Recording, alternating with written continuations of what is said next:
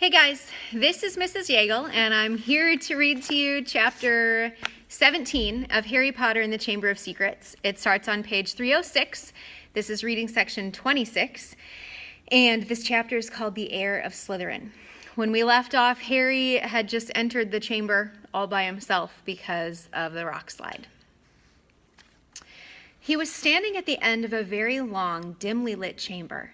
Towering stone pillows entwined with more carved serpents rose to support a ceiling lost in darkness, casting long black shadows through the odd greenish gloom that filled the place. His heart beating very fast, Harry stood listening to the chill silence. Could the basilisk be lurking in a shadowy corner behind a pillar? And where was Ginny? He pulled out his wand and moved forward between the serpentine columns. Every careful footstep echoed loudly off the shadowy walls. He kept his eyes narrowed, ready to clamp them shut at the smallest sign of movement. The hollow eye sockets of the stone snakes seemed to be following him. More than once, with a jolt of the stomach, he thought he saw one stir. Then, as he drew level with the last pair of pillars, a statue high as the chamber itself loomed into view, standing against the back wall. Harry had to crane his neck to look up into the giant face above. It was ancient and monkeyish, with a long, thin beard that fell almost to the bottom of the wizard's sweeping stone robes, where two enormous gray feet stood on the smooth chamber floor. And between the feet, face down, lay a small, black-robed figure with flaming red hair.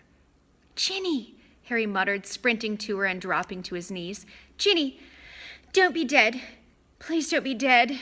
He flung his wand aside, grabbed Ginny's shoulders, and turned her over. Her face was white as marble and as cold, yet her eyes were closed, so she wasn't petrified. But then she must be... "Ginny, please wake up," Harry muttered desperately, shaking her. Ginny's head lolled hopelessly from side to side. "She won't wake," said a soft voice. Harry jumped and spun around on his knees. A tall, black-haired boy was leaning against the nearest pillar, watching. He was strangely blurred around the edges, as though Harry were looking at him through a misted window. But there was no mistaking him. "Tom? Tom Riddle?" Riddle nodded, not taking his eyes off Harry's face. "What do you mean she won't wake?" Harry said desperately. She's still alive," said Riddle, "but only just." Harry stared at him. Tom Riddle had been at Hogwarts 50 years ago, yet here he stood, a weird, misty light shining about him, not a day older than 16. "Are you a ghost?" Harry said uncertainly. "A memory," said Riddle quietly, "preserved in a diary for 50 years. He pointed toward the floor near the statue's giant toes. Lying open there was the little black diary Harry had found in Moaning Myrtle's bathroom. For a second, Harry wondered how it had gotten there, but there were more pressing matters to deal with. "You've got to help me, Tom," Harry said, raising Ginny's head again. "We've got to get her out of here. There's a basilisk. I don't know where it is, but it could be along any moment. Please help me." Riddle didn't move.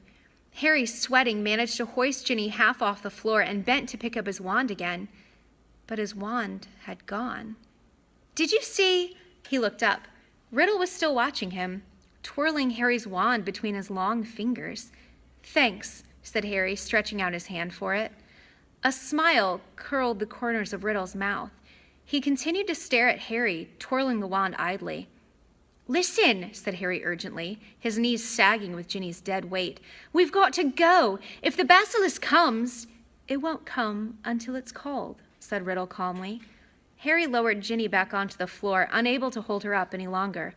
"What do you mean?" he said. "Look, give me my wand. I might need it." Riddle's smile broadened. "You won't be needing it," he said. Harry stared at him. "What do you mean I won't be..." "I've waited a long time for this, Harry Potter," said Riddle, "for the chance to see you, to speak to you." "Look," said Harry, losing patience, "I don't think you get it. We're in the Chamber of Secrets. We can talk later."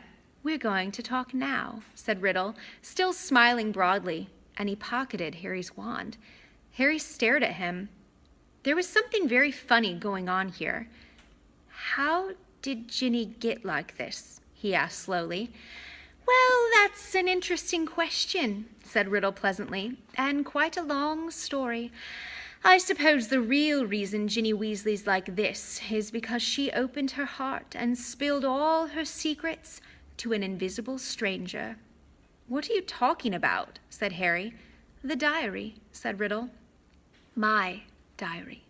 Little Ginny's been writing in it for months and months, telling me all her pitiful worries and woes, how her brothers tease her, how she had to come to school with second-hand robes and books, how—" Riddle's eyes glinted.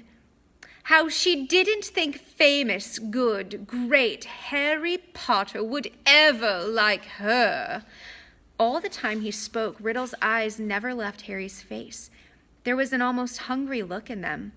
"It's very boring, having to listen to the silly little troubles of an 11-year-old girl," he went on.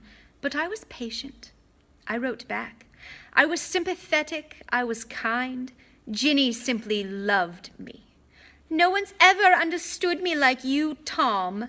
I'm so glad I've got this diary to confide in. It's like having a friend I can carry around in my pocket." Riddle laughed, a high, cold laugh that didn't suit him. It made the hairs stand up on the back of Harry's neck. "If I say it myself, Harry, I've always been able to charm the people I needed. So Ginny poured out her soul to me, and her soul happened to be exactly what I wanted. I grew stronger and stronger on a diet of her deepest fears, her darkest secrets. I grew powerful, far more powerful than little Miss Weasley. Powerful enough to start feeding Miss Weasley a few of my secrets, to start pouring a little of my soul back into her." "What do you mean?" said Harry, whose mouth had gone very dry. "Haven't you guessed yet, Harry Potter?" said Riddle softly. "Ginny Weasley opened the Chamber of Secrets. She strangled the school roosters and daubed threatening messages on the walls. She set the Serpent of Slytherin on 4 mudbloods and the Squib's cat." "No," Harry whispered. "Yes," said Riddle calmly. "Of course, she didn't know what she was doing at first. It was very amusing. I wish you could have seen her new diary entries. Far more interesting they became. 'Dear Tom,'" he recited, watching Harry's horrified face, "I think I'm losing my memory. There are rooster feathers all over my robes, and I don't know how they got there. Dear Tom, I can't remember what I did on the night of Halloween, but a cat was attacked, and I've got paint all down my front. Dear Tom, Percy keeps telling me I'm pale and I'm not myself. I think he suspects me. There was another attack today, and I don't know where I was. Tom, what am I going to do? I think I'm going mad. I think I'm the one attacking everyone. Tom!" Harry's fists were clenched, the nails digging deep into his palms. "It took a very long time for that stupid little Ginny to stop trusting her diary," said Riddle. "But she finally became suspicious and tries to dispose of it. And that's when you came in, Harry. You found it, and I couldn't have been more delighted. Of all the people who could have picked it up, it was you, the very person I was most anxious to meet." "And why did you want to meet me?" said Harry. Anger was coursing through him, and it was an effort to keep his voice steady. "Well, you see, Ginny told me all about you, Harry," said Riddle. "Your whole fascinating story." His eyes roved over the lightning scar on Harry's forehead, and their expression grew hungrier. "I knew I must find out more about you, talk to you, meet you if I could. So I decided to show you my famous capture of that great oaf Hagrid to gain your trust." "Hagrid's my friend," said Harry, his voice now shaking. "And you framed him, didn't you? I thought you made a mistake, but—" Riddle laughed his high laugh again. "It was my word against Hagrid's. Well, you can imagine how it looked to old Armando Dippet. On the one hand, Tom Riddle, poor but brilliant, parentless but so brave, school prefect, model student. On the other hand, big, blundering Hagrid, in trouble every other week, trying to raise werewolf cubs under his bed, sneaking off to the Forbidden Forest to wrestle trolls. But I admit, even I was surprised how well the plan worked. I thought someone must realize that Hagrid couldn't possibly be the heir of Slytherin. It had taken me 5 whole years to find out everything I could about the Chamber of Secrets and discover the secret entrance, as though Hagrid had the brains or the power. Only the Transfiguration teacher, Dumbledore, seemed to think Hagrid was innocent. He persuaded Dippet to keep Hagrid and train him as a gamekeeper. Yes, I think Dumbledore might have guessed. Dumbledore never seemed to like me as much as the other teachers did. I bet Dumbledore saw right through you, said Harry, his teeth gritted. Well, he certainly kept an annoyingly close watch on me after Hagrid was expelled, said Riddle carelessly. I knew it wouldn't be safe to open the chamber again while I was still at school, but I wasn't going to waste those long years I'd spent searching for it. I decided to leave a diary, preserving my 16-year-old self in its pages, so that one day, with luck, I would be able to lead another in my footsteps and finish Salazar Slytherin's noble work. Well, you haven't finished it, said Harry triumphantly. No one's died this time, not even the cat. In a few hours, the Mandrake draft will be ready and everyone who is petrified will be all right again. Haven't I already told you, said Riddle quietly, that killing mudbloods doesn't matter to me anymore? For months now, my new target has been you.